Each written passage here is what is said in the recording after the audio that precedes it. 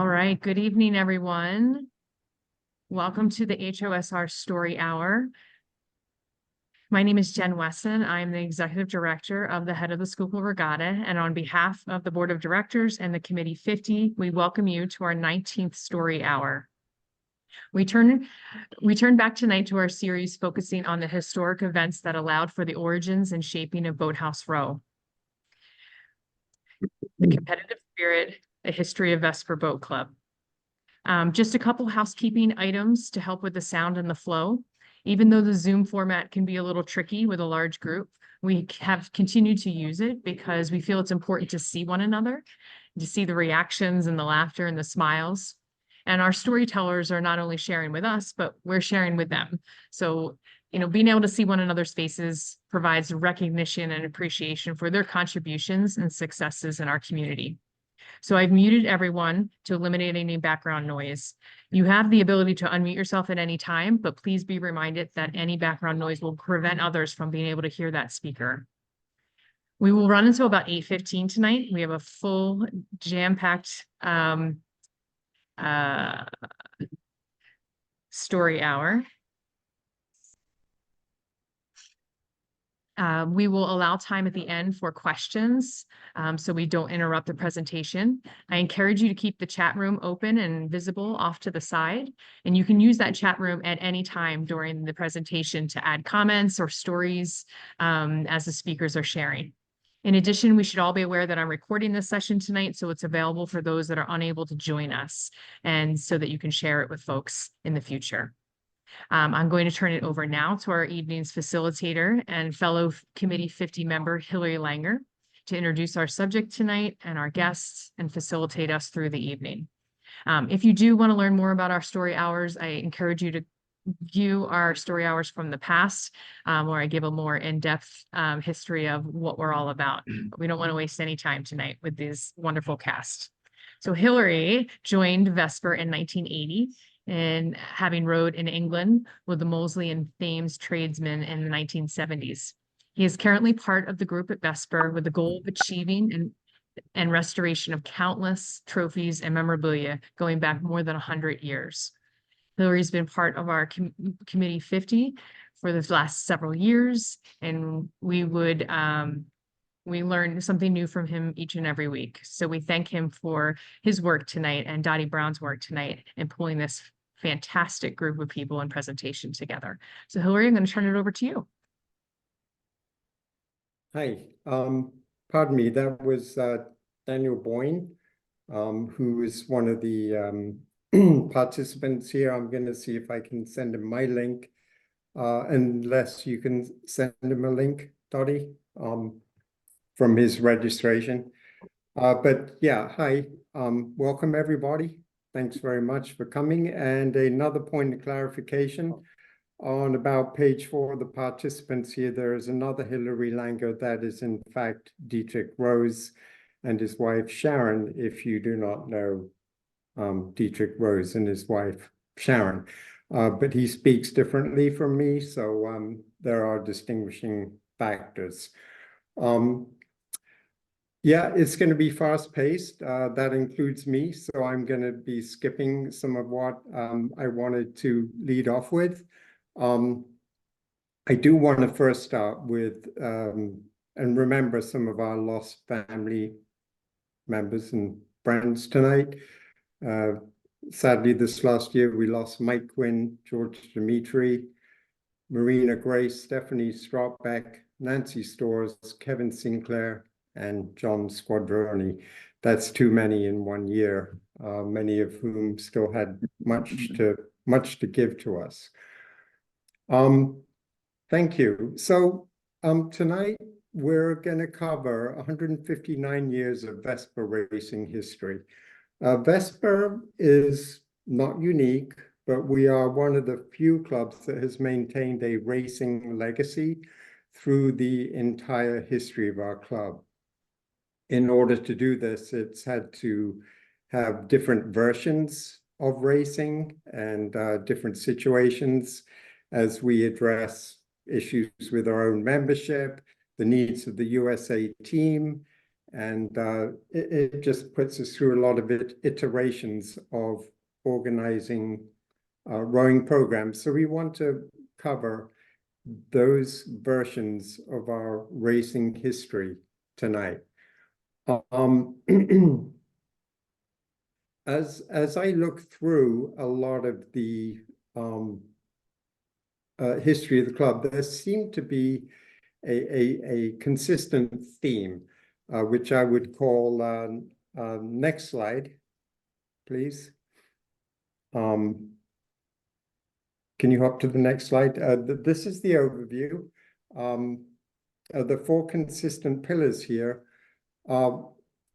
We have always kept to the mission to develop athletes of all levels to win.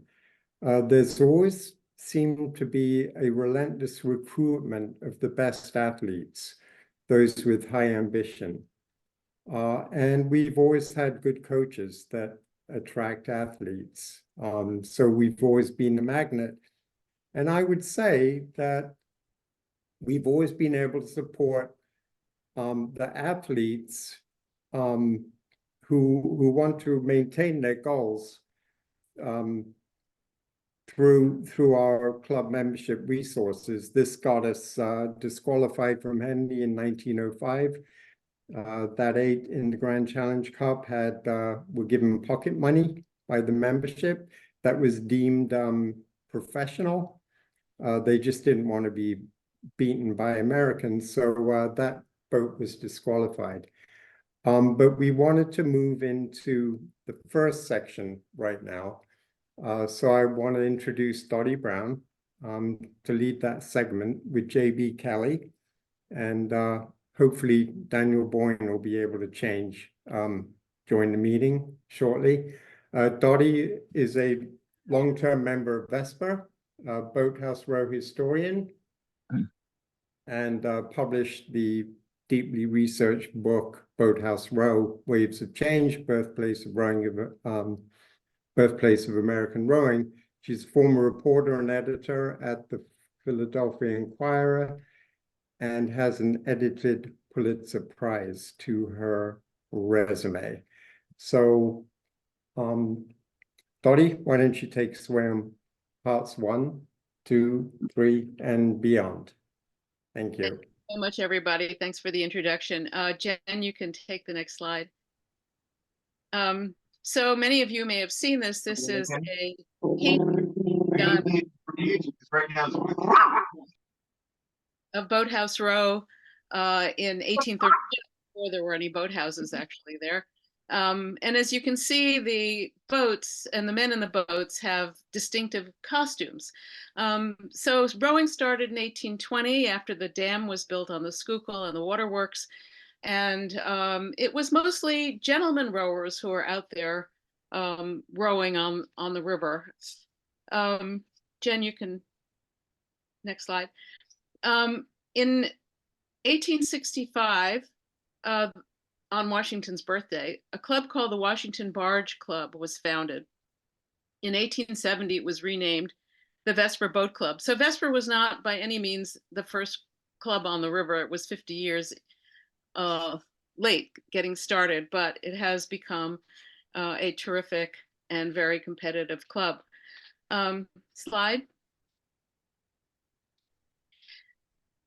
So I think there was a slide before. Oh, no, okay. This is 1900 is the year that really Vesper took off. And that was because it was the first year that the modern day Olympics actually had a rowing event. It was 1896. That event was canceled for weather. And by then, Vesper had gone out to find some of the really biggest men they could find because they really wanted to win. One of those people was John Exley, and he's sitting in the middle with his leg crossed, and you can see him again on the side. So Exley was a teamster and the son of a hog farmer on what was once called Hog Island, and that's where our airport is now. He became known as the Iron Man of rowing. He got into the sport after his muscle physique was noticed by a coach, and he joined the Philadelphia Barge Club, helping them to win championships in 1897 to 1899. By 1900, Vesper had recruited him. And at the age of 33, he stroked the 8 to a gold medal in Paris. Others on that crew were an Irish carpenter, a machinist, a carpenter's son, all very big guys. So they were no longer the gentlemen rowers of the old days. The Public Ledger, or a newspaper in Philadelphia of the time, reported on the Paris Olympics and Vesper's first place finish, saying this: the Americans were clearly physically superior to their opponents. Their big frames and athletic build evoked flattering comment when they carried the oars from the boathouse to the water and took their places in their show. They took the lead in the first 100 meters, and from that moment, interest only centered on the distance by which they would win. Next slide. So Exley also was in the 1904 Vesper 8 that won the Olympics that year as well. So now I would like to just mention the next slide. So this is the 1916 group of men at Vesper who are winners. You can see all the medals they won. The arrival of immigrants to the US and Philadelphia in the late 1800s, especially from Ireland and Germany, really ratcheted up the ability of Vesper to compete. And among them was John B. Kelly Sr., the son of poor Irish immigrants, and his cousin John Paul Costello. And they became a powerhouse along with other immigrants. And now I'd like to introduce J.B. Kelly, who I think needs no introduction. This is the grandson of John B. Kelly Sr. and the son of John B. Kelly Jr. or Kell. And he has long played an important leadership role at the Vesper Boat Club. And I hope Daniel Boyne has made it in. Do we see him, Jen? He got the link. So Daniel has written several books on rowing. He himself has been a rowing coach. And one of his wonderful books is called Kelly, A Father, a Son, An American Quest. So let's go to the next slide. And the next slide. So Dan, do you want to tell us a little bit about who John B. Kelly Sr. was at this point in time and why he is champion of America? Sure. So this is JB when he was born in 1889. So he's almost 30 at this point. He's won the nationals. This is his Olympic singlet, his shirt. And curiously enough, he was known as the Iron Man. That was one of his handles as well, so to speak. So you can see his chiseled physique. And so it's interesting, Dotty, you mentioned the other rower who was known as the Iron Man, and also his physique being important and desirable to be recruited, because Kelly, if anything else, was kind of a phenomenal physical specimen of the day. He was over 6 foot tall, only weighed 170 pounds, which was fairly light, but worked to his advantage in terms of getting off the line fast. And he was off to represent the US at the Olympics, having been rejected from the Hingley Regatta, which everybody probably knows some of the mythology. Why don't Jen go to the next slide there? Yeah, and JB, you should just chime in whenever. This is the 1920 Olympics in Antwerp, where he met the British champion at the time, Jack Beresford. And Beresford had won the Diamond Sculls that year, the race that Jack Sr. had been prevented from rowing in. I don't know how much time we want to take on unpackaging. Well, it would be fun. Why don't you go ahead and tell the story of why he was barred. Right. So there's a lot of mystery. Yeah, there's a lot of mystery around it. It goes back a little bit to when Vesper went to Hingley, I believe 1905. and raced against a composite crew, which is interesting in terms of what Vesper started to do with Jack Jr. later on, recruiting talent from various places for composite crews. Leander knew that the Vesper guys were coming. They knew they were strong, and they got together this composite crew, eventually beating in the final the Vesper crew. But good race. Vesper proceeded to party liberally, and that was a little bit frowned upon in the day, this gentleman's regatta at Hingley. And so they got a little bit of a black mark on their slate. This was one of the purported reasons that in 1920, when Jack Kelly Sr. applied to the Diamonds, that he was denied membership. There was a little bit of a scandal in that 1905 regatta. There was also the question of amateurism as it was defined by the Brits. Couldn't be a common laborer. Jack Kelly was a bricklayer at the time. We'll never know the exact quotient or ratio of how the stewards decided to reject his application.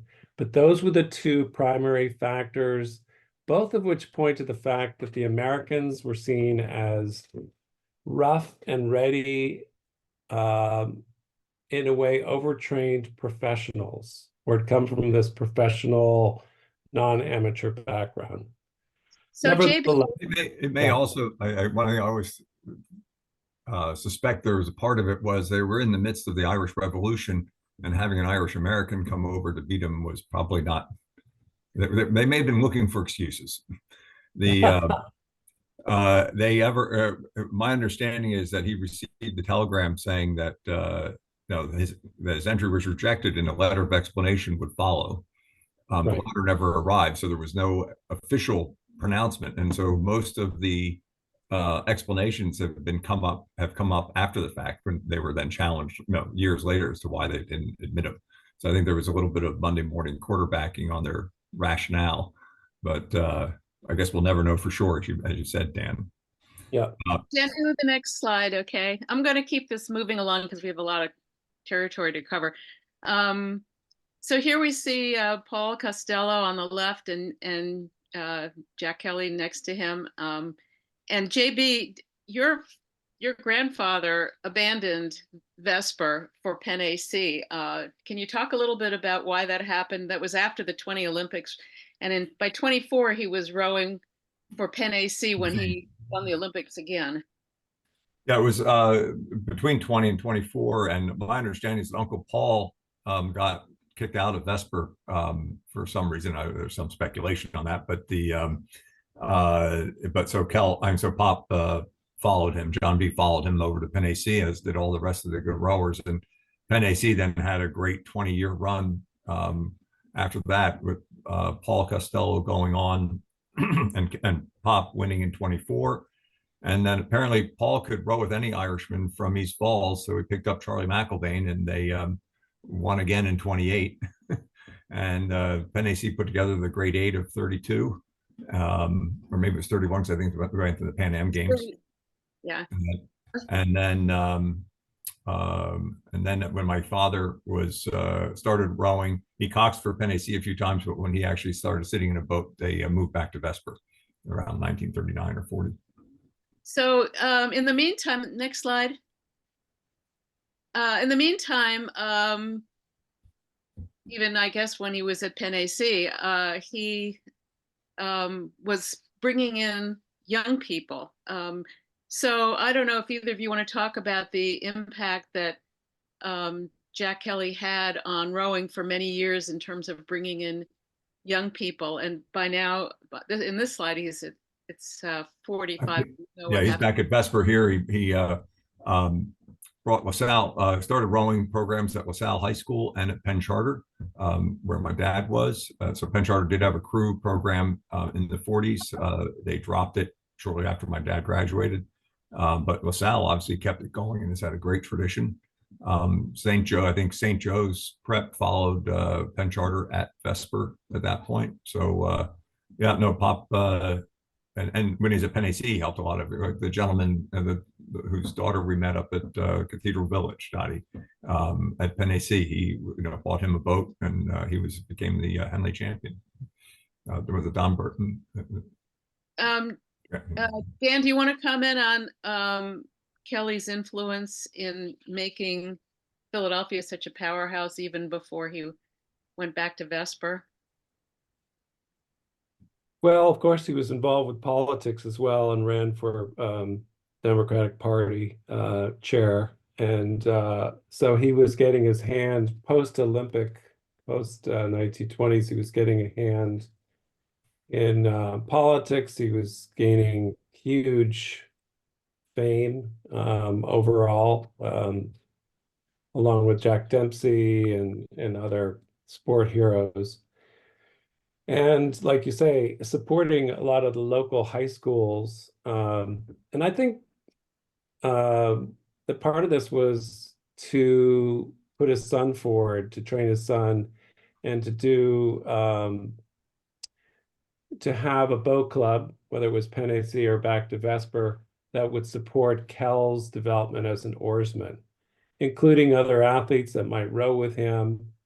So his influence, I think, was at least initially inspired by trying to pass along the torch to Kell, but also all of Kell's friends and all the others at the boat club that were part of that younger generation. So in that way, it was very benevolent.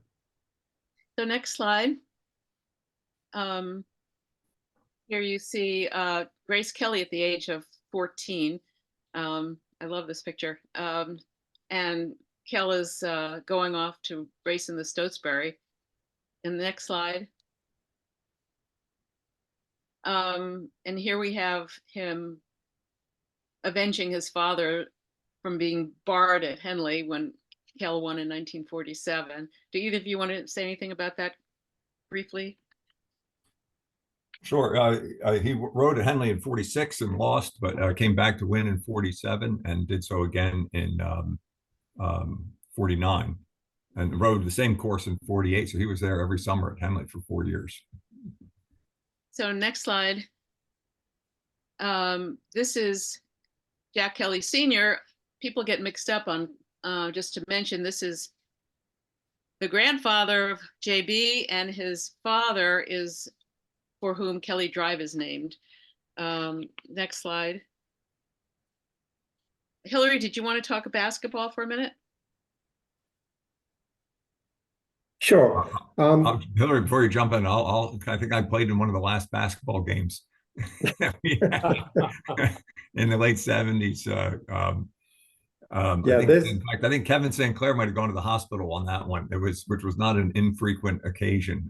You pushed him not in the most wall. graceful Okay. basketball players. Yeah, well, that's a good segue actually, because sure, you know, on Boathouse Row we did have the inter-club basketball competitions, of which Vesper were perpetual winners at some point. So these are in here just because, you know, we always had a pretty good squad of players that we could call upon to play some basketball. And I think, you know, this is kind of an important slide because, you know, when you step out of a boat and you're on a basketball court, you know, you get to know your neighbors, the people you're rowing against, and you know, see rowers in another setting. So, you know, as a segue, I think it would actually be really nice to have that basketball come back to Boathouse Row, because there's still a basketball court there in the rec center there at the corner. You know, why not? I have a question. A question and an observation. So back in the day, back in the 30s, 40s, the boathouses were more than just rowing clubs. They were athletic clubs, right? And competed rowing primarily, but not just rowing, but basketball and running and swimming. And so swimming. Clubs more like clubs in Europe that were all encompassing, correct? Well, I think- Pennsylvania Athletic Club had a downtown, I think until the Depression, had a big downtown club like New York AC. I think it's at 18th and Walnut. let's go Yeah, to the Vesper did have a swim team from 1955 until 1978, I think. So we had several members who would go swimming on purpose, and they trained at the aquarium, which is under the deck at the Art Museum, at Gustine Lake up in East Falls, if anybody remembers Gustine Lake. And then my mom was the coach, and when she got they also when Kelly Pool was built, they swam at Kelly Pool, and then she became the women's coach at Penn, and so then they got the very plush accommodation of being able to swim at Penn's pool at Waitman Hall and then Gimbel Pool. So let's keep Okay, going here. next I don't slide. want to interrupt. Keep another slide, Jen. So here we enter now the era of Kell on Boathouse Row. Go ahead, next slide.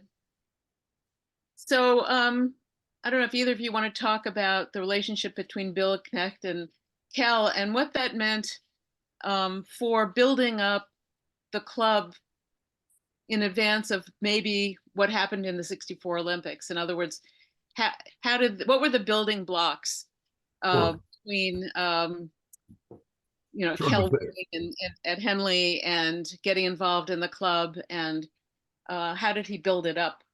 Well, in the 50s, they started recruiting more for the big boats. In the 40s, they had a bunch of pairs, doubles, and singles, and then they started building in Kell and Uncle Bill were the stroke pair for the 8 that went to the World Championships in 1959, I think it was, in Poland, when they won a silver medal. Gus Ignis was in that boat. I think Wilmerding and forgetting. Anyway, they're a large group of guys there. And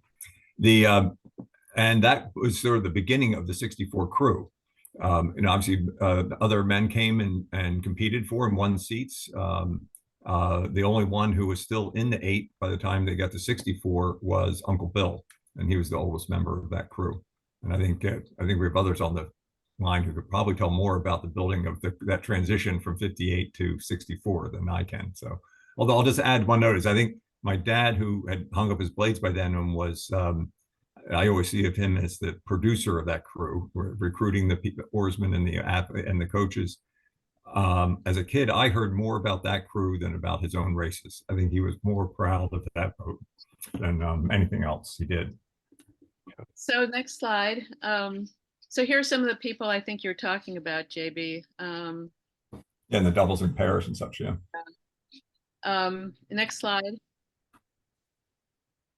And here you could probably identify some of these people, but this is 58. So I guess another powerhouse from Vesper. Next slide. So this is a great cartoon. I don't know who did this, but this is the challenge to Kell. How do you build a great crew? And so we're going to talk about '64 now, and bring in. I'd like to introduce a few other people, and JB and Dan, please stay on in case you want to comment here. So here we have Boyce Budd is on the call. He was one of the men in the '64 Olympics, as was Stan Cwiklinski, and I think hopefully Dietrich Rose is here, who coached, and Emery is listening in today as well, and to keep us honest. So this is the motley crew. Next slide.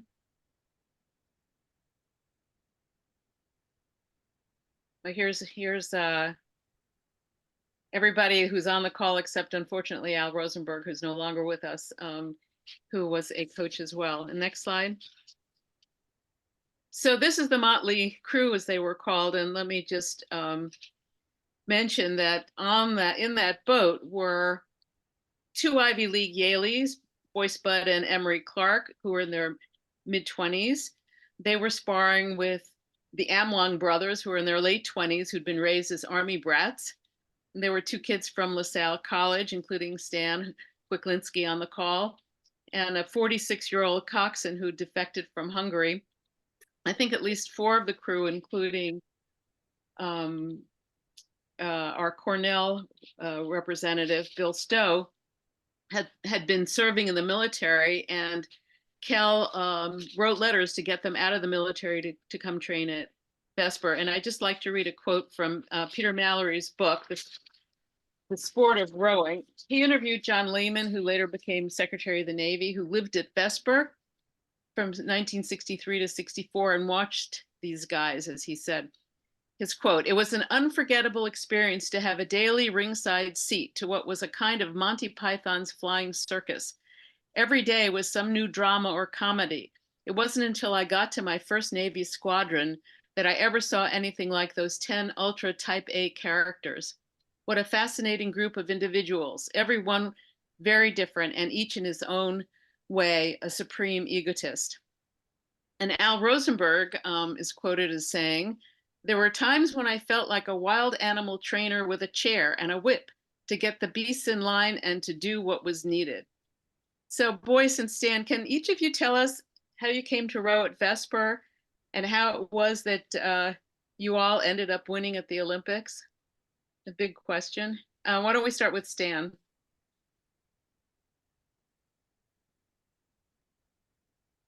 You have to unmute Stan if you're there. Can you hear me? Yeah. Well, I became part of the Vesper 8 due to Hugh Foley taking attention to me at LaSalle College, where we met up in the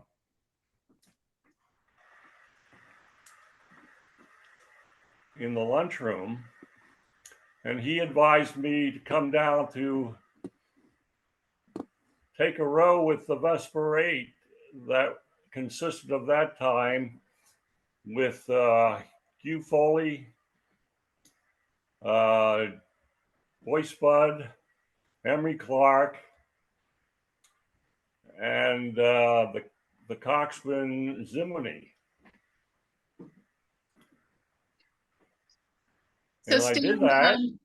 did you find them to be, you know, kind of a motley crew, or what was your first impression? At that time, we were pretty much individuals, not yet glued together as an 8. We were rowing 4s at the time, and that was in the fall of 1963. So Boyce, you want to chime in here and talk about how you came to Vesper, because your experience was a little different, I think, with you and Emery. You have to unmute too, wherever you are. It is. Can you hear me now? Yep. Good. Okay. Well, Emery Clark arrived at Vesper or in Philadelphia before me, and he went to Joe Burke on the advice of our Yale coach to see if we could row out of Penn. And Joe said, "Why don't you go to Vesper next door, because they're specializing in small boat rowing." And at that point, Emery and I were training for the pair with coxswain. And so we did.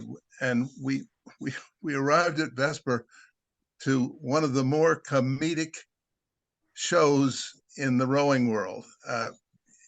Everybody seemed to be at odds, fighting each other, arguing, something close to fistfights, and with the Amlongs leading the pack.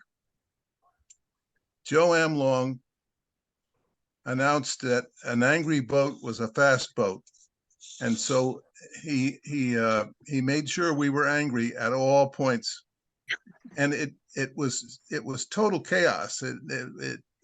We kept wondering, how in the hell can this club, with this kind of a competitive but chaotic attitude, ever produce a winning boat? So we said, well, we'll join anyway, and we'll row the pair with. And we did that for quite some time. And then Kell we can thank him for the leadership that he showed in this thing and the craft with which he put this boat together, gradually built the 8 up. And so I think it was 4 weeks or 5 weeks before the Olympic trials, he talked the Amlongs into joining the 8. And let there be no doubt, no Amlongs in the 8, no gold medal, not possible. But they were the most contentious people I've ever dealt with in a boat, and it was arguing and fighting. We had at least 9 coaches, 10 if you include Dietrich. There'd be 10 coaches. Everybody knew what better than anybody else what to do, what the workout should be. It was mayhem. So speaking of Dietrich, is he on? Did Dietrich make it? Anybody can tell me? I can't see. Go to the next slide, Jen. I believe he came in under your name. Yeah, he's Okay. on the 3rd sheet. Dietrich, if you can unmute, maybe you can talk about how you helped get this boat together. This is how they looked in an Inquirer article right after they won the Olympic trials. Next slide. And here's the finish at the Olympics. I don't know if it was dark because the weather was bad and they started rowing late, and flares went off at the last minute to light up the course, and it was a mind thing on the people in the boat. I don't know if Stan or Boyce want to talk about how you felt in those last couple of minutes rowing. Well, I never can talk about this boat without pointing out that Emery Clark took 1 less stroke than the rest of us in the finals of the Olympics. He caught a crab about halfway down the course, but he managed to recover. So Clark, if you heard this, I know that you've got a grin on your face. It was an incredible race. I mean, you start off in the semi-darkness and finish, as you can see, it was absolutely dark. They had floodlights on us right here. And we won to our amazement because Ratzeburg was the favored crew. I think we were picked for 7th in the Olympics. And we managed to lose to them in the heat by 27/100ths of a second, the first heat. Then we won the repechage, and then in the final we won by 5 seconds. I think it was an exhilarating moment. Let's go to the next slide and see if we can watch a video here. It'll be short.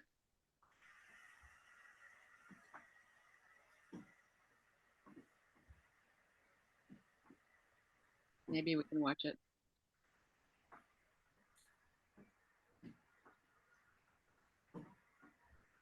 Okay, while we're wait, we can always come back to that, Jen. Don't worry about it. Let's go to the next one.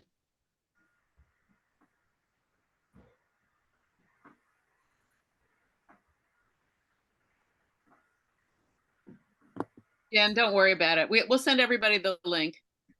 They can watch it later. Let's do the next slide. So, Dietrich, are you on there or not? Okay, so they came back to a huge celebration, victory, and next slide. And that race was so incredible that 2 members of the crew, Emery and Bill Stowe, both wrote books about it. The books are great if you want to learn more about that amazing race. And it's the last time that a Club 8 ever won an Olympics, because after this we went to the national camps process. So we need to move on to the women. And I'd like to mention, I don't know if Anita DeFrantz made it here or not tonight. I was hoping she'd be here. I'm here. I'm here. Yes, great. So Anita, let me introduce Anita. Anita rode in the bronze medal winning 8 in the 1976 Olympics, the first year that women were allowed to compete in the Olympics. She served for decades on the International Olympic Committee and was its vice president. And she just won the NCAA President Gerald Ford Award for providing significant leadership as an advocate for intercollegiate athletics on a continuous basis. Also on the call, we have Anita, Jinx, Becker Sacco, who was the first woman to row at Vesper, and you see her here in the stroke position. And with us too are Sue Morgan, Hooten, and Sue Tuttle Hingley, who joined Vesper later. So Jinx, why don't you start first? Just tell us, since you were the first woman to be at Vesper, tell us how you came to row there. Well, I had been, can you hear me? Yeah, we got you. I had been rowing out of the PGRC. I'd been a member there since 1963. And we'd had some good successes in the National Women's Rowing Association Championships, which started in 1966. We went to compete in the European Rowing Championships after a second national championship. And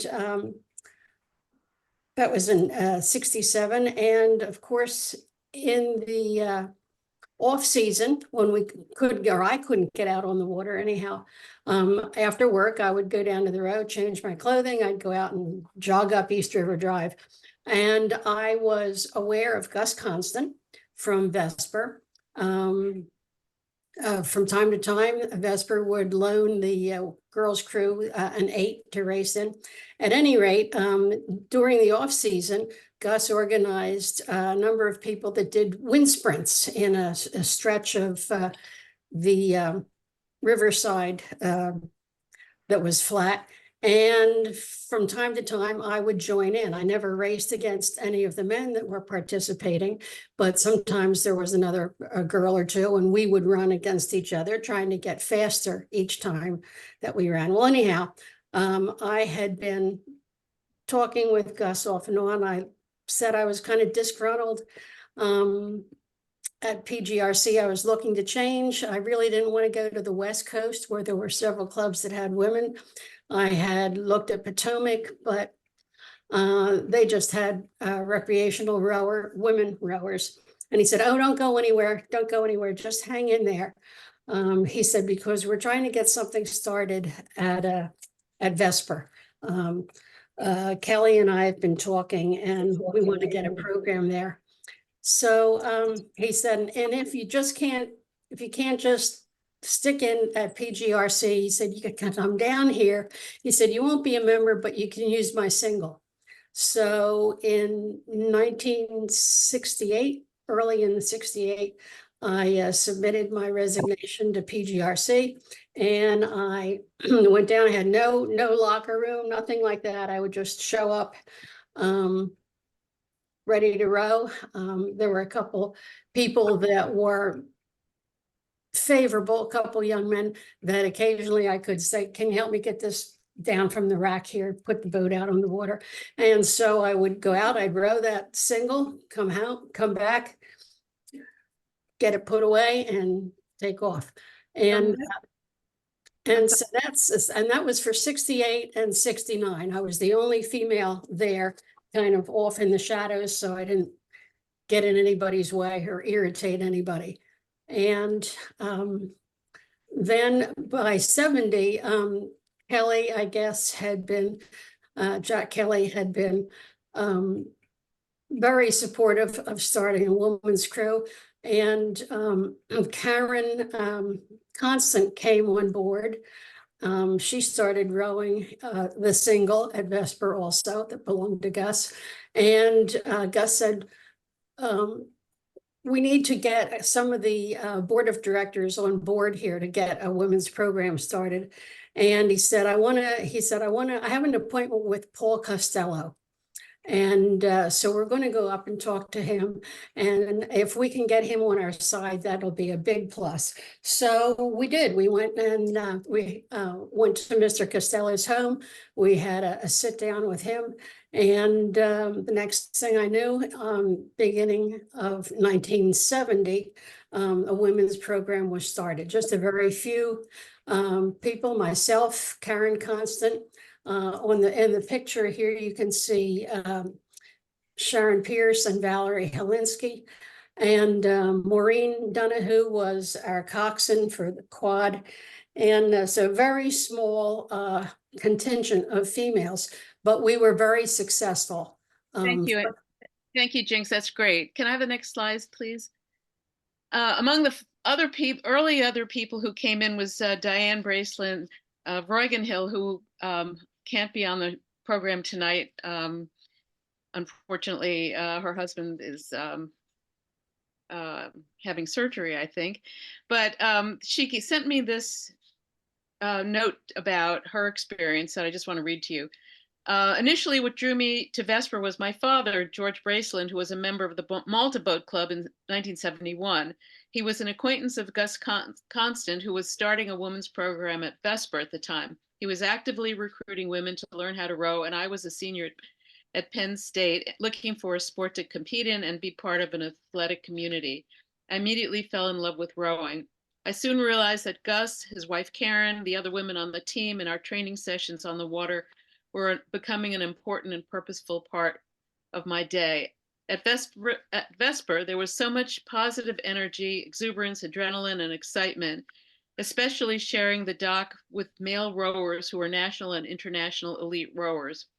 I developed a love for the sport and the Vesper community quickly, even though the women's program initially brought much opposition from the men rowers. The rowing community and friendships I developed over the years continue to be an important and memorable part of my life. Next slide. So we're not sure if this is what year this was, but here's some of the women who were in that early group that Jinx was talking about. Next slide. And here's a victory of the National Women's Rowing Association that the men did not allow the women to join the National Association of Amateur Oarsmen. So they started their own association to ratchet up competition around the country. Next slide. And here's 1976 with Anita DeFrantz in the boat, and Sue Hooten will talk later as well. But Anita, maybe you can now, next slide. Tell us what it was like for you to join Vesper. Here she is in the 1976 Olympic boat. Anita, well, it was, yeah, thank you. It was a wonderful thing. I had no idea truly what Vesper was. We knew the previous year that there had been some women from Connecticut College who'd rowed at Vesper in the summer and actually managed to go to Moscow for world championships, which seemed pretty exotic. But still, I wasn't quite clear what Vesper was.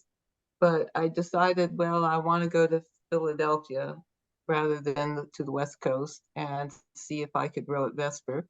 And meanwhile, I was accepted at Penn Law School, which made my parents ever so happy. And I was happy because now I really had a reason to go to Philadelphia and see if I could make it at Vesper. Vesper, because it was fairly new to women. I don't know how you guys dealt with it before, although I know that one, Diane dealt with it by marrying one of the Vesper guys who didn't want us in the boathouse. But they were pretty unhappy about women in the boathouse initially.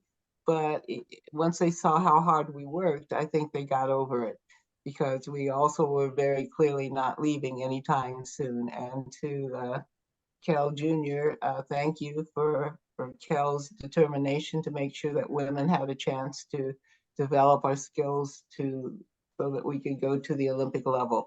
Having not done that, I don't know what would have happened to those of us who chose Vesper. Anyone else from that crew on this call? don't know who's on the I don't call. think so. Anita, one other question. What was it about Vesper that made you want to succeed, or was it something more internal to yourself? Well, it was the Vesper tradition of excellence. Vesper altogether making world and Olympic champions. How can you do better than that? And it was open to me. And the Connecticut College woman had been there the summer before. And even though they did put me into a wherry to row and dragged me all across the country from Philly to Lake Merritt, and I actually raced in the gig. And the gig that I got had no fin on it, making it ever so more challenging to make it across to the finish line. But I did, and I guess that's why the rest of the Vesper women took me in, because I rode that gig all the way down the course. Okay, thank you, Anita. That's great. Sue, let's do the next slide. Sue Hooten came to Vesper after the '76 Olympics. If you and Sue Hingley can talk a little bit about the years after the trailblazing 76ers and what it was like. And I guess this was an era of John Hooten. So Sue, are you on? Yeah, well, we're both Sue, so we're both Sue. We're, at any rate, yeah, Laura Staines Giordano is also on the call here, and she and I were partners in the pair at the '76 Olympics. So Ted had taken us under his wing. Actually, he's the one who sort of matched us up. We didn't know each other, but after the Olympics, you know, I was not ready to retire. Laura went a different pathway. Yeah, there was Vesper, and as Anita pointed out, there's just a winning and excellence tradition there. You're just surrounded by it. The momentum was incredible. Having rowed out of the Penn Boathouse right next door for the previous year, I had become part of the social group of the Vesper and the greater number of rowing bums who had, you know, gotten into the area for the, you know, trying out for the Olympics in '76. So there were a lot of people like me who just sort of had a one-way ticket and open-ended itinerary, and you know, it was a lot of fun. If it hadn't been fun socially, I may not have stayed. But at any rate, it was the gals came home from the Olympics. There were, oh gosh, how many? And John Hooten was known and, you know, acknowledged as being really a top women's coach in the United States. There was no point in going back up to Boston. There's no private clubs that were inexpensive like Vesper was. So it just slid right in. There weren't very many of us, thank goodness, because we were in a locker room that was basically a toilet closet. I think if there was someone sitting on the toilet and someone in the shower stall, you couldn't both kind of, you know, exit at the same time. You had to plan because your knees were right next to each other. A couple of old rattle trap lockers. I still have my combination lock. I still use it at my current boat club. But there were, you know, just 8, 9, 10 of us, and Holly and some other coxswains that would come through, and John, who I don't think he had to motivate anybody. Everybody there was quite motivated, which is why people put their careers, their schooling in general, not Anita, she was amazing, going to law school and rowing at this level. Wow. But don't do that. many of us put our ultimate plans on hold. It's a big risk. And to go to a place like Vesper with other people who were focused on the same goals to win and do their best, and with a coach who seems to be able to put people together and make that happen, it was a no-brainer. So slide. That was the year after. That was 78, 79. I was already in medical school then and had married the coach already. So Sue Hingley, do you want to talk about that? I think you're in this picture. Yeah. I actually didn't come down to Vesper till '78 when I graduated from college. I was actually, my first introduction to the Vesper folks was in '75 when I was finished my freshman year in college. My sister was in high school. We were rowing a pair together, and our coach said, "Oh, I got a race for you." Never bothered to tell us it was actually the pair trials. And but we went down, we rowed, didn't win obviously, but that was my first introduction to Vesper. And I tell you, it was kind of an intimidating bunch at that point. I went to and actually, Anita, you and Pam are the ones I remembered when 76 at the and I think the Jonix at the selection camp. And I didn't the team in 76, but I knew I was close. I knew I really wanted to do it. And in my mind, if I was going to keep rowing at that level after college, the only place to come would be Vesper. 78 is when I graduated, and John Hooten was the coach for the national team that ended up going to New Zealand in the fall. So I came down after school and I went to that camp, and I did make the team. And then when we got back from New Zealand, I moved down. I did live with Sue Hooten and John for quite a few years. But yeah, and that was the crowd we had. I guess that was from 78. A couple of us actually came down after college at about that time. So you've given us a new reason to call Vesper all together, right? Yeah, there you go. Oh, and that's from New Zealand. That was the 4. You can see Anita's in it. Nancy Storrs, Carol Brown. Vesper, Carol Brown. I think Carol's on here on the line too. She was not a Vesper, but they allowed her to row with them for sure. She's been in many national teams and has gotten multiple medals. And then John was the coach. So next slide. So of course, women's rowing has become a huge sport nationally with numerous Olympic medals and other championships. And I wish we could spend a whole session talking on the Kellys and the women, but we've got to get to the next part. So I'm passing this baton off to Hilary. Thank you. Could we go to the next slide, please?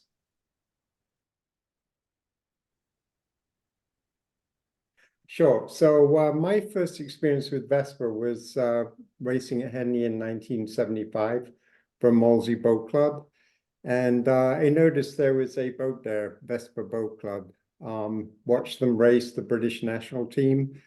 They were chasing them down into the enclosures. And of course, I didn't really know at the time who any of these people were. So I knew the British national team guys, but not the Vesper guys. So, you know, I've hung on to my program all these years. So I opened it and I go, okay. Now I know some of these names. I know Daryl. I've heard stories of Calvin Coffey. We know Bill Miller from this group. I think you're on this call.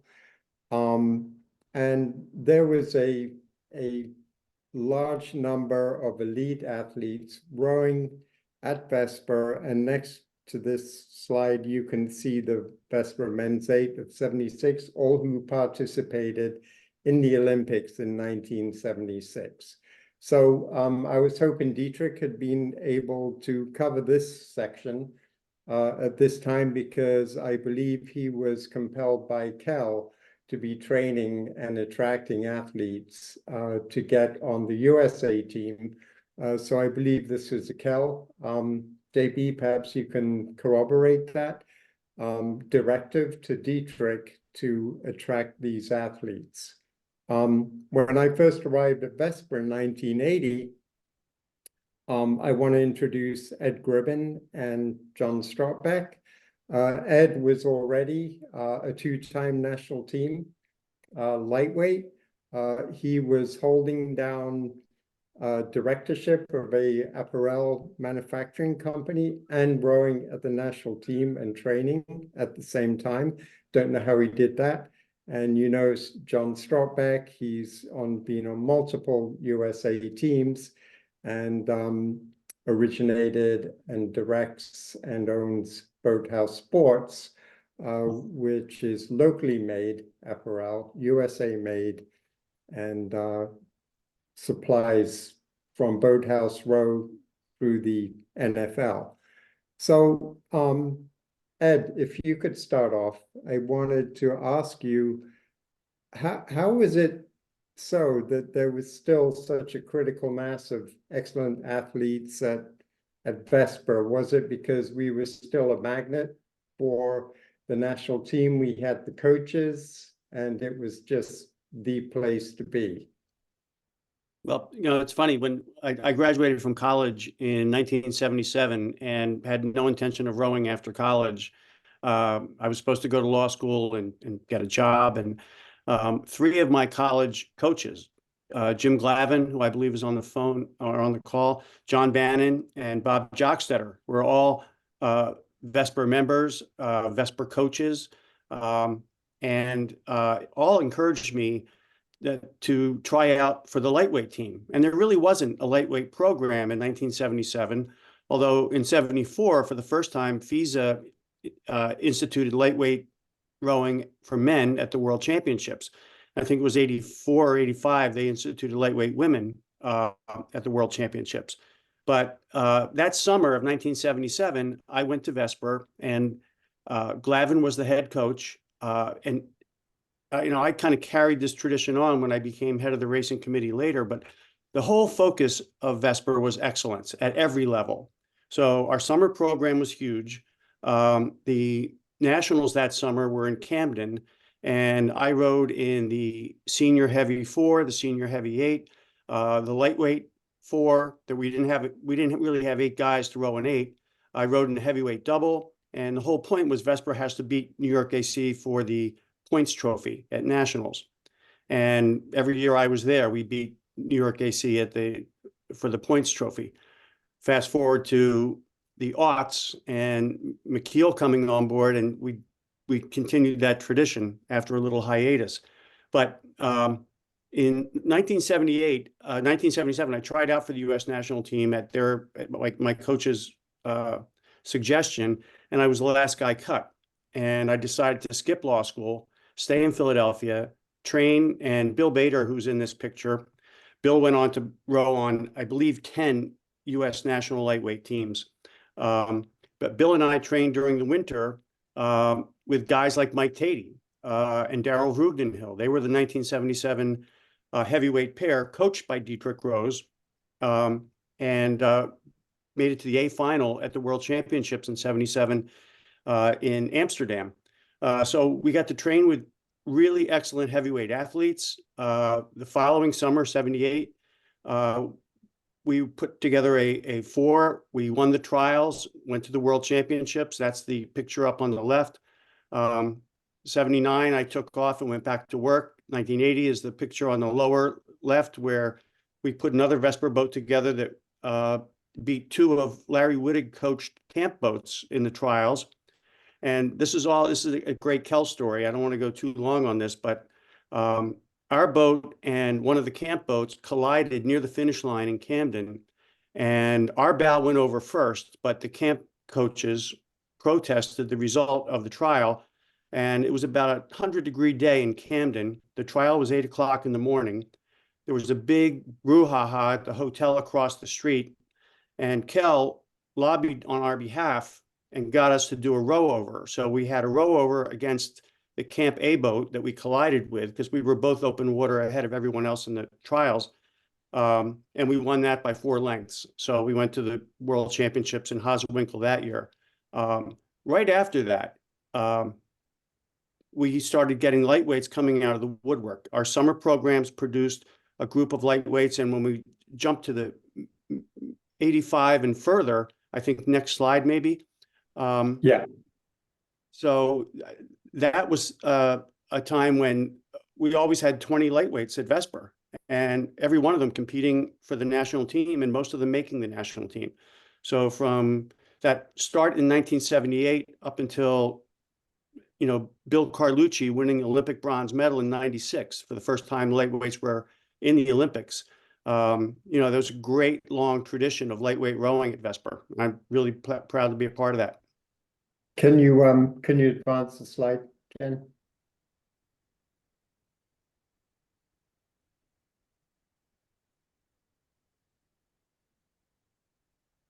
This was our lightweight 8 in 1985 at Oak Ridge. We won the 8 and 4, beating New York AC that year. And 4, 5, 6 of us in this boat went on to the World Championships a month later. Sure. Next slide, Jen. And Fred Machini, Mike Morrison, Charlie Cobb, and I won the bronze medal behind Italy and Germany in Hosewinkel that summer. John Bannon was our coach. And I was widely considered the old man. I was about 7 years older than everyone else on the team. And I did retire at that point, except for club. Next slide. And this is an amazing photo. This is on the wall at Vesper, but there are 24 Vesper members who made the World Championship team in 1985, between heavyweight men like John Strotbeck and Mike Tatey, John Bannon, our coaches in this picture. There are 6 lightweights in the picture, Brian Colgan there, and we had 4 women from Vesper make the national team that year. So I don't know that any other club in the world could say that, 24 athletes from one club making their national team.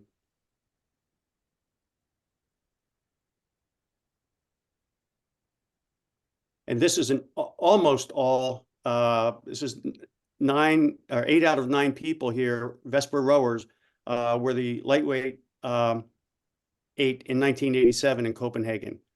So this is how strong that program was, 86, 87, 88, 89, 90. We continually had 6 to 8 athletes on the national team rowing out of Vesper.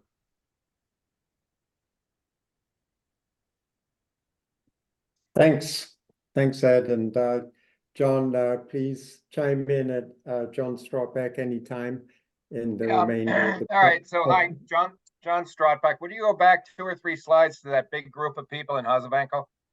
So like Ed, I showed up at Vesper in 1981. I graduated from Marietta in 79. Never thought I'd row again. I went to work in the oil industry in Louisiana, and a job brought me back to the Northeast once Ronald Reagan opened up exploration of oil outside of New Jersey.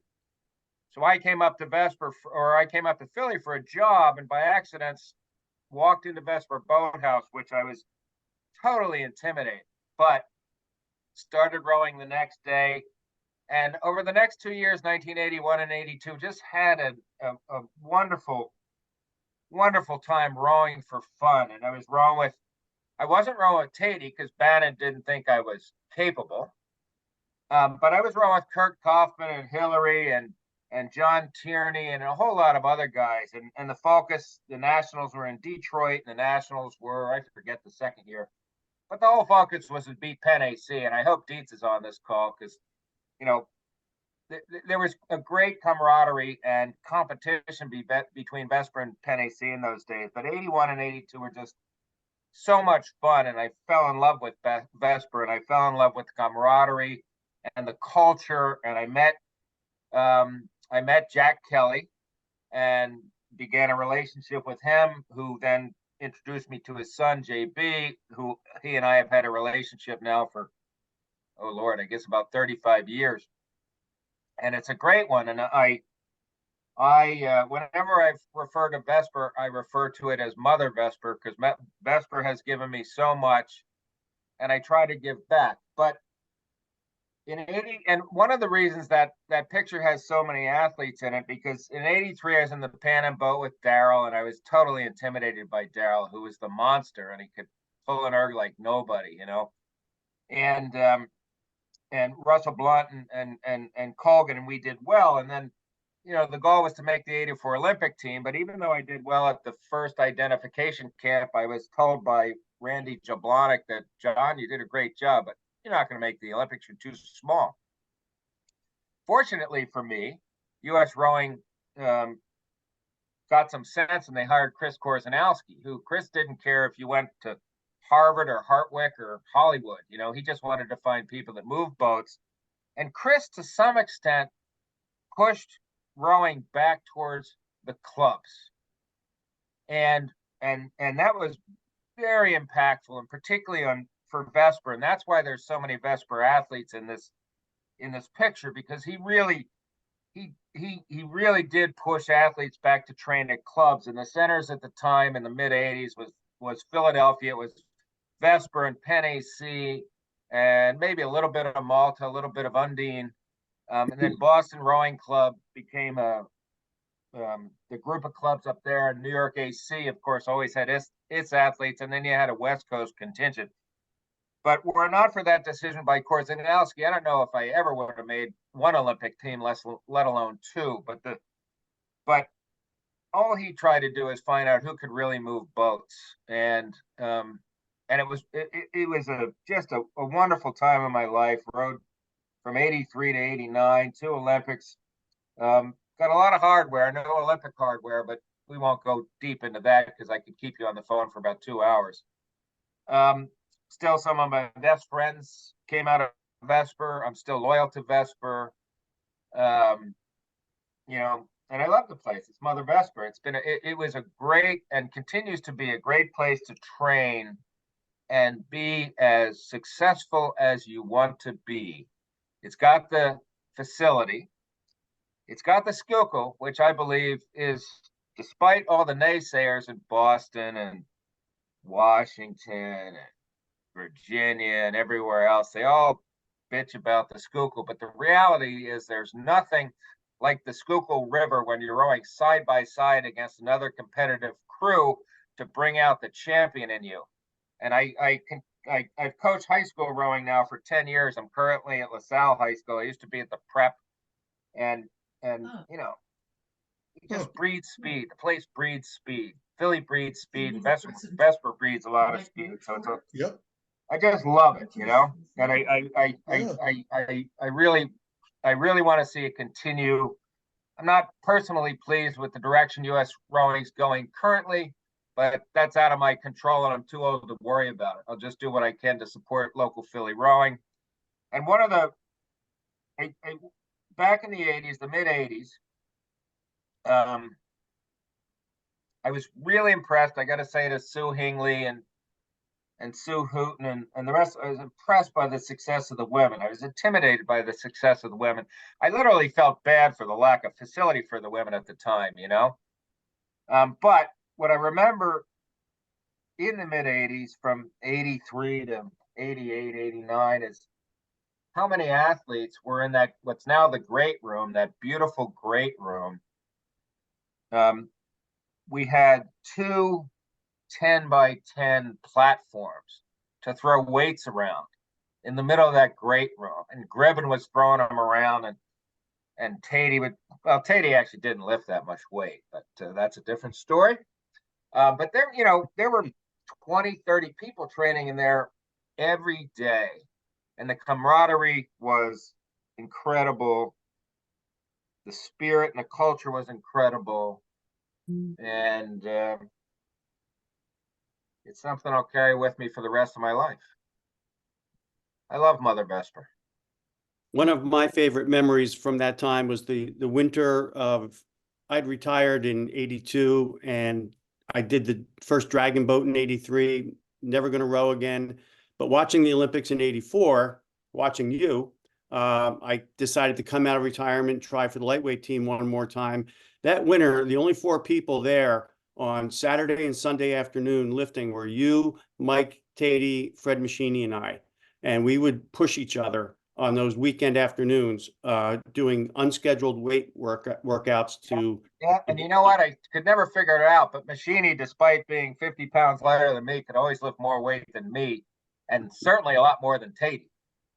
So the segue to building a better club, I was actually on the board at the time, and one of the people that said, this is not sustainable to have this revolving door of athletes coming through here who can't really put money into it. We really have to focus. We have to find a different way to sustain and make sure the club is healthy into the future. So we made that decision in the late 80s to go beyond elite rowing, which was a necessary, a critical, and I'll call it a smart decision at the time. Sure. Hey, thanks, John and Ed, and please stay on into the next section. You know, during the restoration of the boathouse, we you know, as members, we raised $1.2 million. That fundraising was spearheaded by Brian Colgan, and thank you, Lisa Armstrong and Fred Colback on this call, our architects at the time. But part of what came out of the restoration was the fact, you know, we needed a boathouse and facilities too. And we did some self-examination.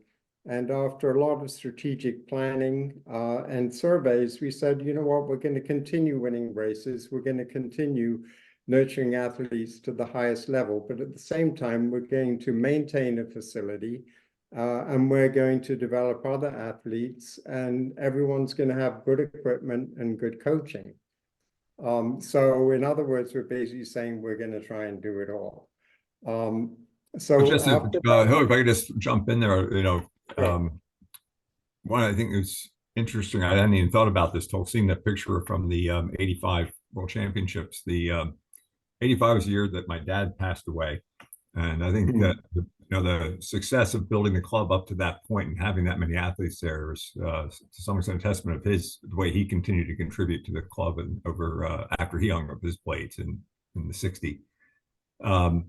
But bless his heart, he supported the club and kept it going a long time during that period and supported the competitive rowing.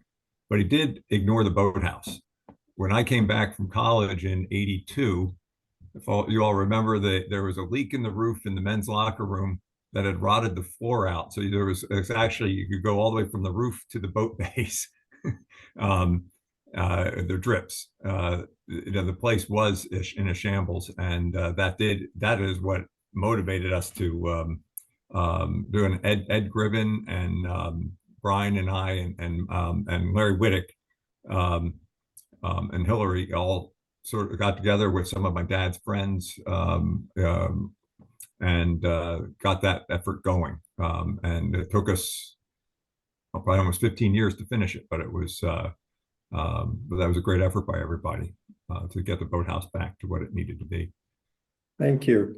So the manifestation immediately after the boathouse was restored was we were going to have a high performance program. So at this point, I just wanted to introduce Michiel Bartman. He was our high performance coach for, I believe, 8 to 10 years, about 8 years.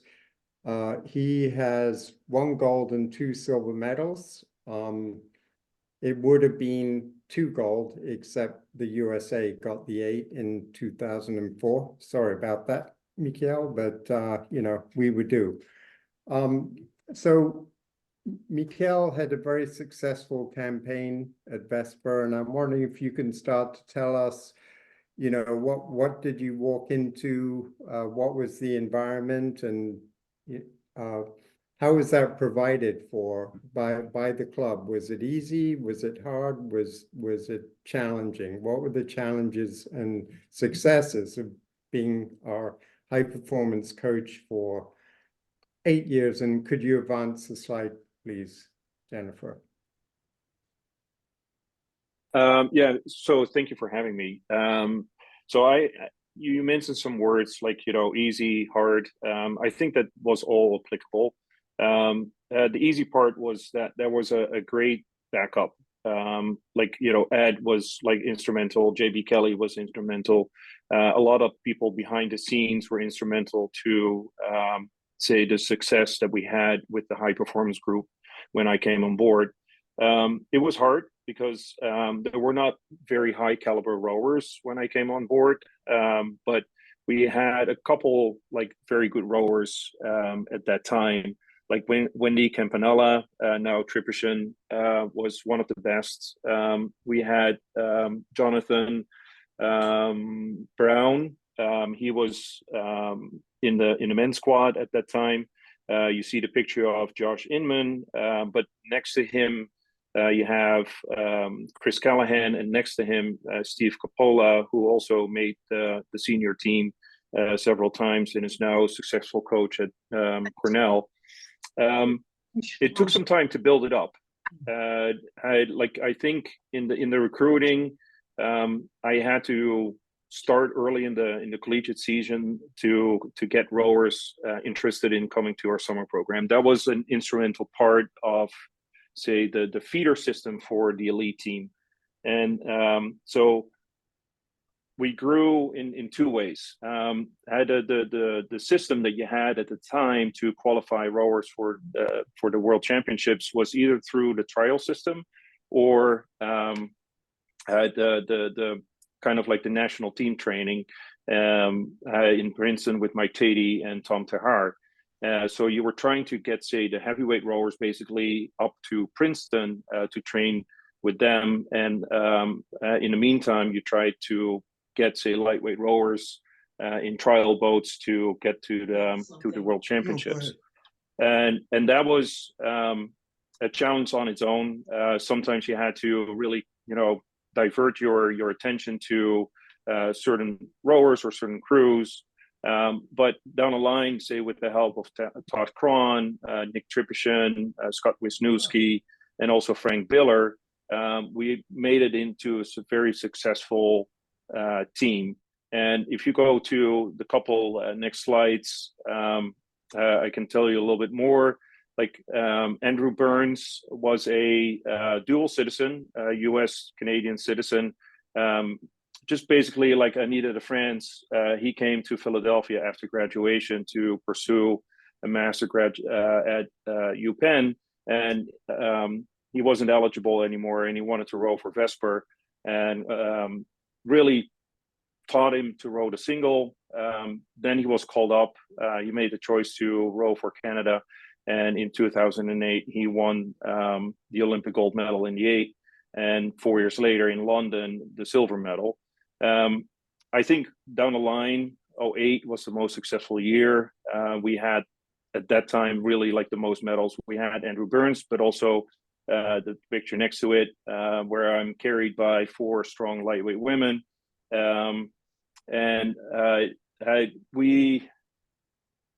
We also had rowers who came through Vesper. Next slide.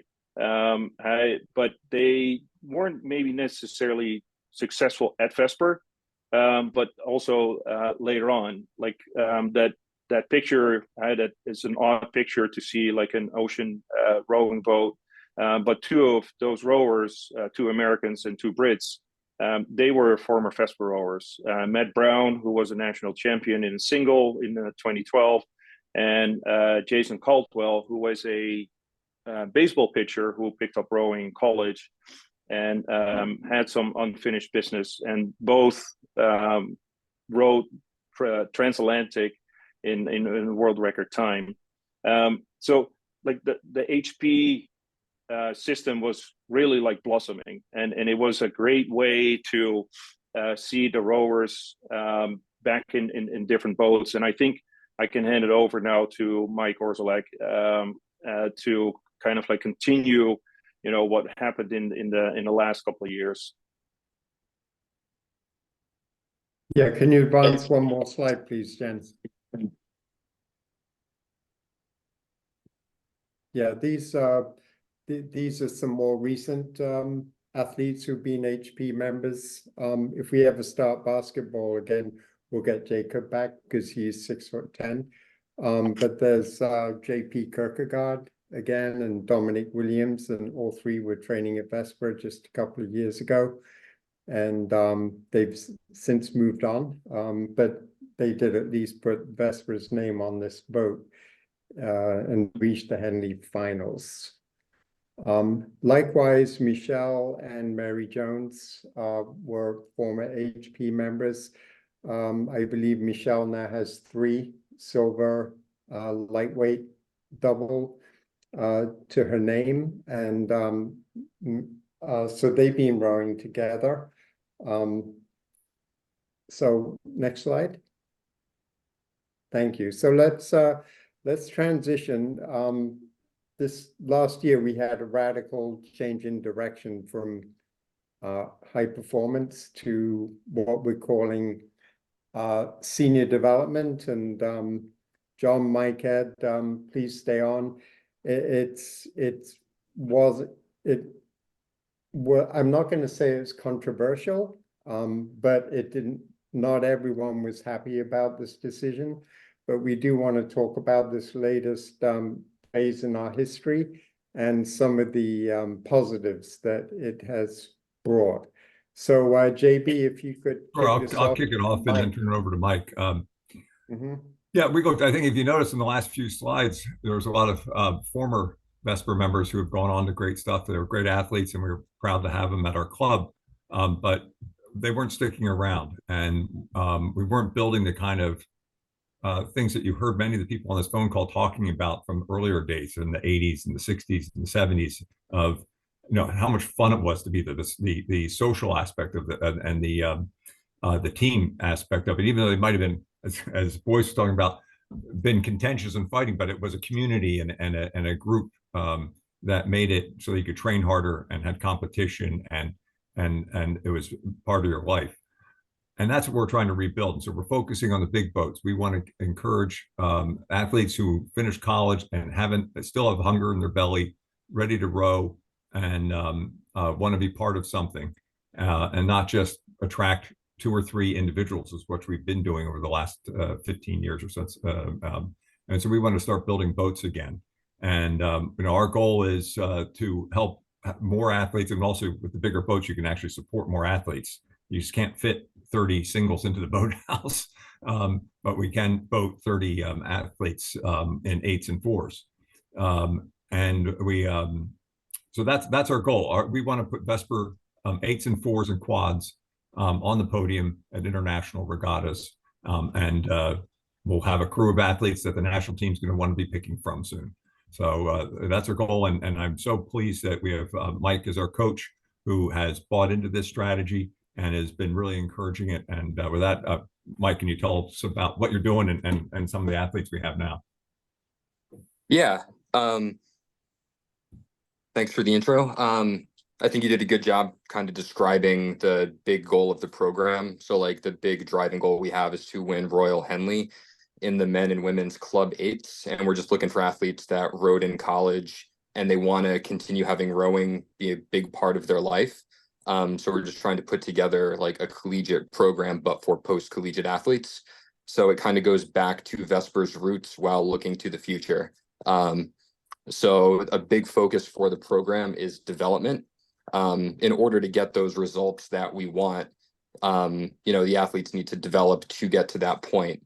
And everyone on this call knows how hard rowing is and how many years it takes to develop to that point. So something that we've really stressed is the athletes having good work-life balance, being able to have a job and a career to develop with to support their ability to stay at the club and contribute for a number of years, instead of just sticking around for 1 or 2 and then having to move on. So currently we have athletes on the team that are in grad school. They have full-time jobs. Some are lawyers, and then many are just trying to navigate post-collegiate life. So the athletes are absolutely working hard enough to get them closer to that goal. But I think more importantly, they're having a really good time doing that. The athletes are hanging out on the weekends after practice and just bring a really big positive energy to the club. I heard that they were talking about doing like a potluck dinner once a week where everyone is bringing a dish.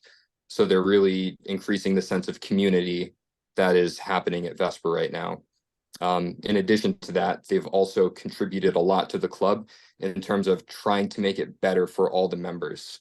They have done a lot of painting. They've painted the weight room. They've painted one of the launches. They're going to paint the dock next week.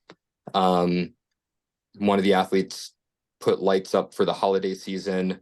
A lot of the athletes regularly attend board meetings and are volunteering on committees and subcommittees just to, do what they can to make the club better. Since we started this new idea in the fall of 2022, then we had 3 athletes on the team, and currently we have 21. So we've built the team quite a bit in the past few years.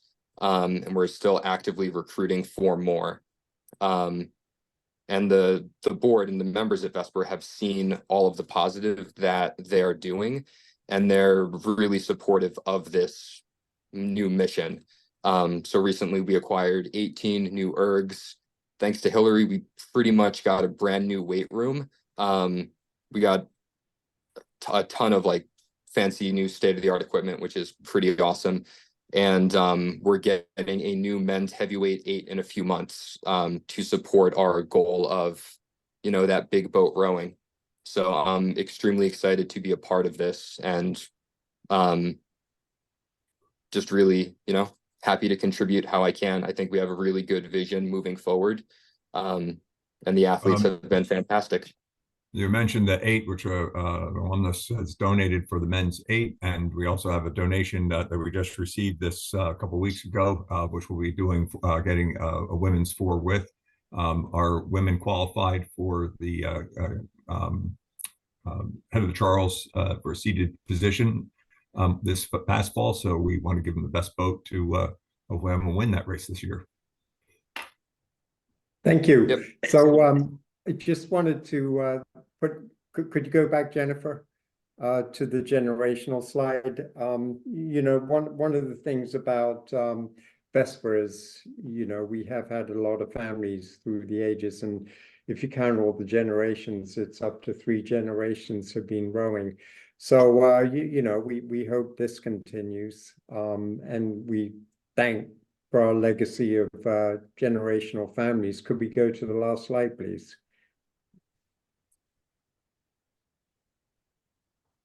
So I think we have a very iconic picture of the 64-8. And, you know, these were men of high aspiration and ambition. And the point of this slide, even though it's kind of funny, the poses are matched, the gear is the same, the aspirations are the same, you know, 120, whatever that math is right there, 80 years later, 60 years later. Terrible math. But that's the point. It's like Vesper is a racing club through the ages. The folks come through the doors, they want to win, they want to race, and it's the same in 1867 as it is in 2024. So we should shoot to question time and just open it up to anyone that has a question. And we did go over a little bit, but I hope you've gotten a lot out of this talk tonight. And thank you so much to all the participants. After questions, Melissa Hooten, if you're here, if you would round up, where she's our president, and we'll like say a couple of words at the end. Any questions? I'll jump in with a quick one. Mike, did they imitate the pose? I couldn't quite see. Is the stroke giving the finger on that with the grip of the oar? Oh yeah, we got that right. Hilary was very specific in that request. I'd like to jump in. I'm going to play I'm probably the oldest guy here card right now. I was one of the alternates in the 64 boat with Bill Donovan from Vesper. And it was just an absolutely marvelous experience. But what I would like to do is tell you how close we came to not making it. For a few days prior to the first heat, both Stanley Cwiklinski and Boyce Bud were sick. And we were rowing that boat with 2 alternates in it. And you all know what it means to put 2 new people in a boat. That boat didn't care. It just was so strong. We were turning the same times. Fortunately for both Stanley and Boyce, they got well enough that Alan made the decision to let them race in the first heat, which, as somebody pointed out, they lost by about a quarter of a second. But the row over was easy, and then they went on to win. I think everybody should remember just how important Stanley and Boyce were getting out of their sick beds and coming in to win an Olympic gold medal. I think that's something this group should be really proud of and never forget.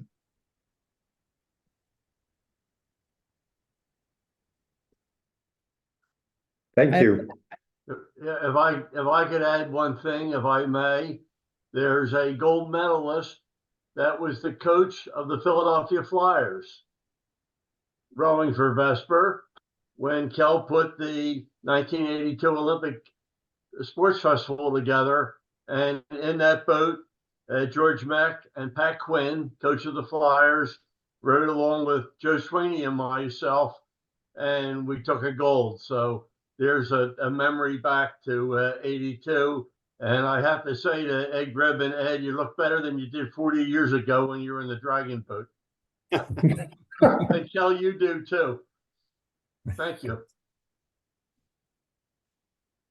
I have a question. This is Allie Phillips. How is the club reacting to the changes that the USOC are doing in terms of lightweight events and in terms of the distance in Los Angeles? Good question. I don't know whether Mike, you want to address that, or I don't think any of us are happy about any of it. There's not much we can do, but actually, Anita, maybe Anita would probably be the best to speak to it because she's the closest to that world. Okay, happy to do so. The reason it's 1,500 meters is that's all that could be fit instead of 2,000. If we went to 2,000, it would be unfair because we'd have to go underneath the pylons of a bridge, or we could go out to I think it's about 100 miles east of Los Angeles and race in this reservoir where the it's not as nice as it was for us when the games were in Los Angeles before. So going with a regatta course that we know can work, even though it's shorter. And it was FISA who made the decision. It was not the organizing committee. FISA had to make the decision to go to the shorter regatta course. So it's not a permanent decision? Is it just for that location, or is it a permanent Yes, it's exclusively for the LA 28 Olympic game, period. And that's it. The rest of the regattas are 2K, men, women, lightweights, juniors. So it's the only exception to the rule. And sorry about this, but it's keeping the athletes in the village in the same part of the games was a higher priority. This is Rick Stellick. I know Ed Gribbin's on the phone. I gotta tell one story about Ed. I had that picture of the 1978 crew lightweight team that rode over and eventually into Denmark, but they started out, and I was there in Norway. I was there as a coach, and the Norwegians asked us to put an 8 together to race against their national team. So they took the lightweight 4, which Ed was in, the 2 lightweight spares who were along, and then the 2 scullers, Fred Dooling and Stan Detman, who were there to row double. And they put them together in an 8, fully expecting they would destroy the 8.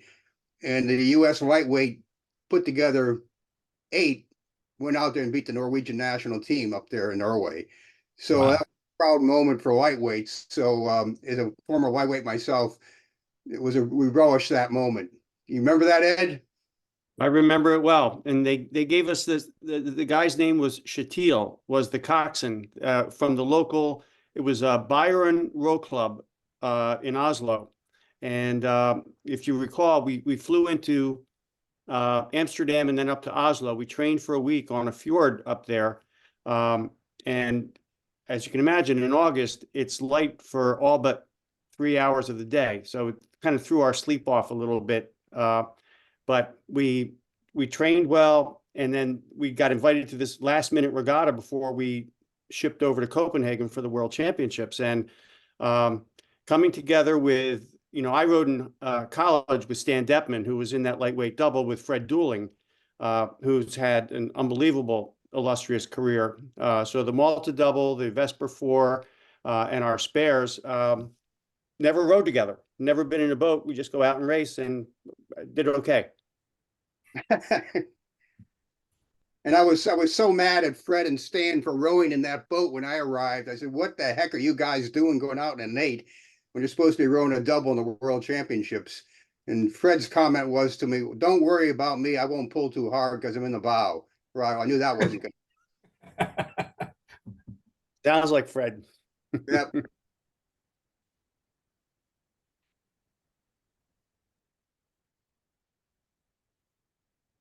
Do we have any other questions and comments before we sign off for the night? I want to say one more thing about Kell. When I first arrived at Vesper, there was this clear delineation, a pecking order. There were heavyweight men, and there were their coaches, so Dietrich essentially, and Glav, and then there were the heavyweight women, open weight women, who were all fresh off the Olympic year in '76. They were superheroes to all of us. And then there were coxswains, and then there were lightweights. So we were kind of at the very, very bottom of the pecking order. And back in the day, New York AC really ruled the lightweight world. And it wasn't until we put Vesper on the map with lightweights in '78 that we started getting a little bit of respect, and it became an amazing lightweight program, the best in the country over the next 15 years.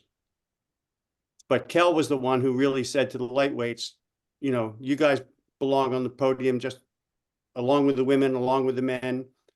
We weren't men, by the way, we were lightweights. So. Hilary, if I can say something before you sign off.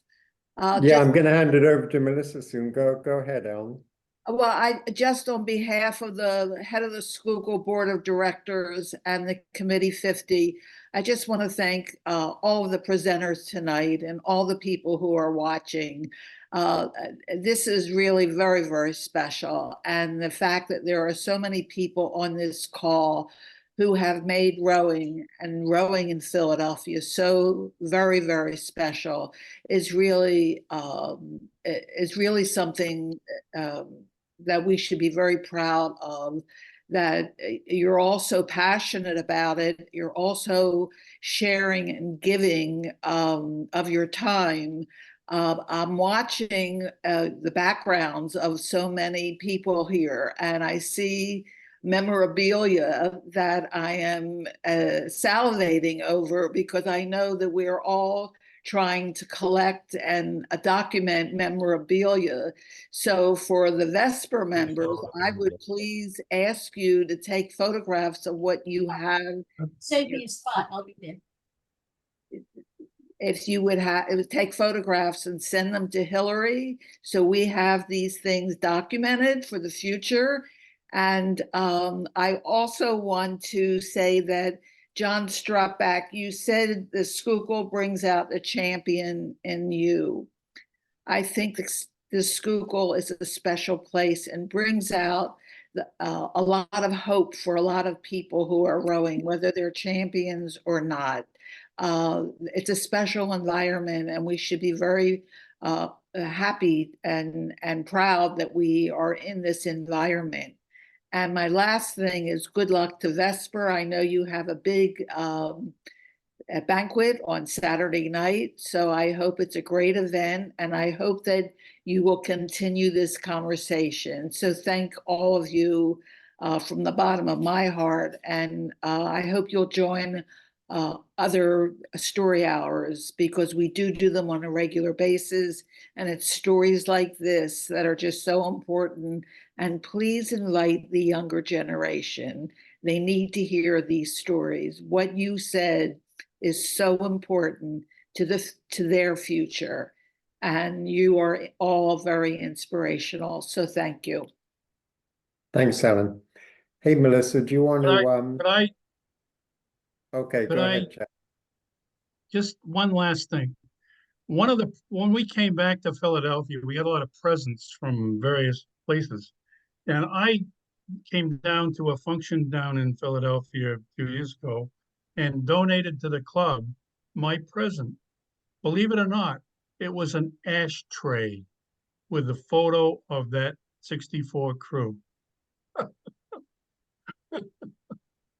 Cool. Hey, Melissa, the floor is yours. Melissa is our president. She has seen the club through some tumult and change with a calm hand. Right? So you want, yes, that's a very you want to say nice night to everybody? Sure. Thank you all for coming, and thank you especially Ellen, Dotty, Hilary, Rick. I know you've all had your hand in putting this together, and I think if I were to weave a common thread through all of the stories we've heard tonight, the words intimidating have come to mind, positive energy, camaraderie, culture, and I think the club has always been a place of innovation and progress. And I look forward to being a part of that. And in 30 years, having another Zoom call with a different group of people and featuring more of our athletes that have, started their success and maybe even ended it at the club. So thank you all for coming. And I think this has been a great evening. I hope we're still on it in 30 years. And I just thought of a question really quick. Could someone explain the Vesper Tiger and the story behind that? Does anyone know? Ed, those lightweights that came up with that, wasn't it? No, I think it could be lightweights, but I don't know the original story, but I think it was from the 60s personally. I don't know when it started, Sue Morgan Hooten here, but the Princeton was Tigers and they thought they were pretty hot stuff, except for we would beat them. So women's standpoint, it was like, yeah, we're the Vesper Tigers. I don't know. Oh, maybe it's the women. Oh, cool. Oh, I thought it was the women. I know, and I don't know. Right. It could have been John, because It was like everybody. John. Everybody sang it back in the day. Everybody sang it then, and fight on, you Vesper Tigers, fight on. Victory. It was MIT had their the whatever thing, and everybody had all their collegiate stuff, and we weren't collegiate. That was the thing about the women's group, is we had no one to race. Yes. It's to race during the year. So John would convinced Nate in that case of Yale to let us race them, and we beat them. You convinced Wisconsin. I got a ridiculously funny letter from Peter, which Huntsman, who was Radcliffe, says, "No, it is too." But at any rate, all these colleges had all their rah, so we needed some rah. And I don't know, that's what we came up with. Or to learn. Passed down to us, right? Again, I don't know the origins of it, but certainly it was around Anita can sing it from start to finish too. So very difficult lyrics, but so clearly it was very strong in the 70s or the late 70s. So at any rate, someone says, something, someone quipped in the, in the chat. So I had to add that. So. But Dietrich Rose also had his chant. Dietrich Rose also had a chant, remember? Dietrich Rose goes, ziggy-zaggy. Yeah. Oh, ziggy-zaggy. That's a German thing still. So ziggy-zaggy. And of course, so Dietrich sponsored us to join Germantown Cricket Club in like 1988, and we would go to the annual from 88 to this day. We go to the annual Christmas ball, and it's a religiously mixed group of people, 300 people at this black tie dinner and we would always be in table number 1, and Dietrich at some point in the evening would let that out. And you can imagine what the response was. Every pub in Germany, Oktoberfest, etc. You get that going and everybody joins right in. It just feels good, doesn't it? So at any rate, those are back in the day. That's all the best story. I think we need to wrap. Thank you all tonight, for coming. We should probably think about part 2 and 3, Hilary and Dotty. Thank you all very much for your time and hanging on tonight. But to our wonderful storytellers this evening, we can't get enough of you. So obviously you can see that we thank you for everything you've done for the sport, and everything that is to come, right? So the HMSR hopes that you will look at some of our past story hours. The most recent ones are about the history of different boathouses along the row, and how the history has played out really since the damming of the river. So we appreciate your time and energy tonight, and we will see you all very soon. Great to Thank see you. everyone. Thank you. Good night, everybody. Bye. See you sometime.